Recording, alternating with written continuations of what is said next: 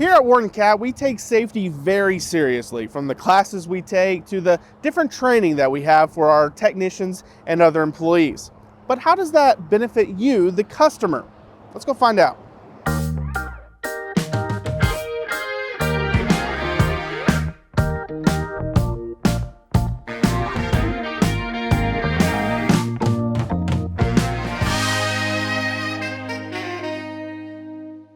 All right, so this episode is all about safety. So we thought, who better to talk to than Trish? She is our EHS specialist here at our Oklahoma City campus. And Trish, kind of tell us how long you've been at Warden Cat and also kind of your background. You've been in safety for a long time. So. I have. So I've been at Warden Cat here for 10 years now.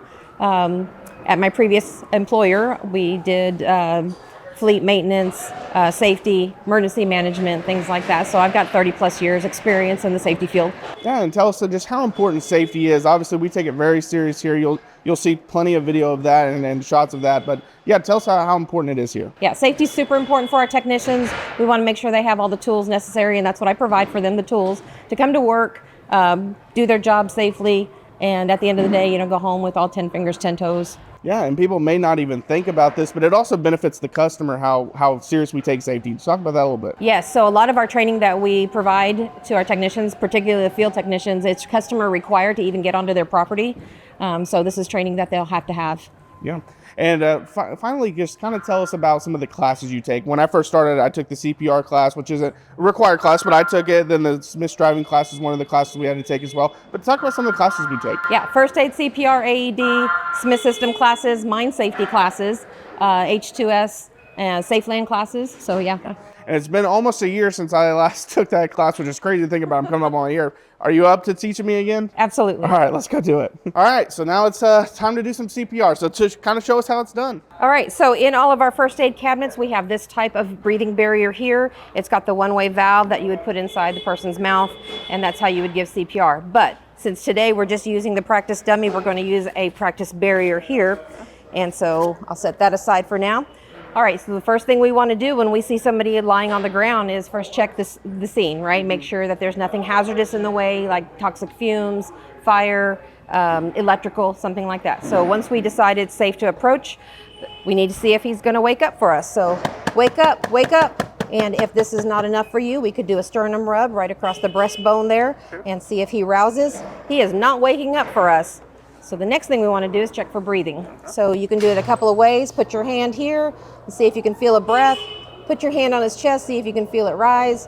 And he is not breathing for us. So after that, it is time to call 911. We definitely want to get help on the way.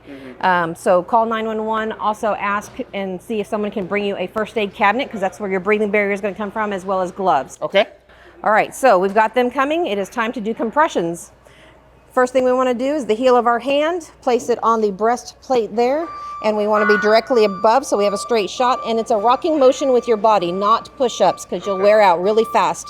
So once we have it there, we're going to do a count of 30, 1, 2, 30, and then we're going to go to 2 breaths. So it's a head tilt, chin lift, place that barrier on there. We're going to pinch his nose and give 2 good breaths. 1, 2, and then we go back to compressions for another count of 30.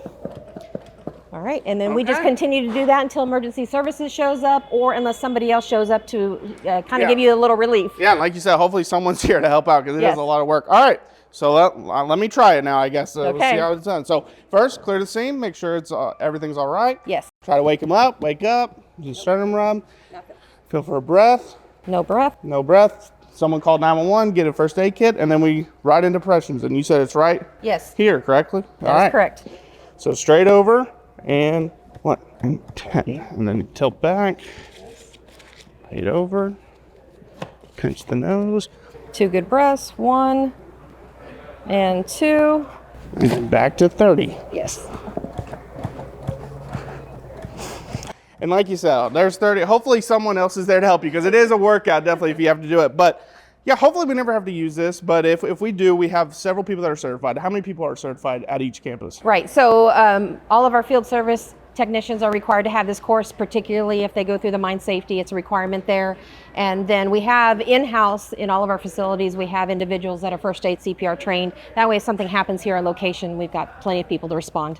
And now I'm one of those people that are certified all because of you. So thank you so much for that. You're welcome. And thank you for sharing all this information with us. So as you can see, from the moment we get hired on here at Warren Cat, we have to do a lot of safety training just to make sure that you and anyone that walks in here is safe, because at the end of the day, that's the most important thing. For On the Job with Jaron, I'm Jaron Spoor.